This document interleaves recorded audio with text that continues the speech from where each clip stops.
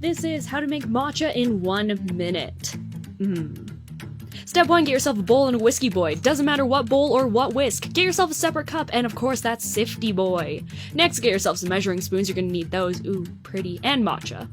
Next, pour in some boiling water into your bowl and into a separate mug to cool it down. You're gonna give that water a good whisk to heat up both the bowl and your whisk. Then you're gonna drain it because you don't need that gross water. Give it a good dry out. Dry. Then you're gonna add half a teaspoon of your matcha powder into that sifty boy. Yeah, just like that. Next, you're gonna take a tablespoon of that cooled down water, pour it in there, give it a quick mix-a-roo. Green. Then you're gonna fill that bowl halfway with water, make a huge mess and clean it up, you idiot.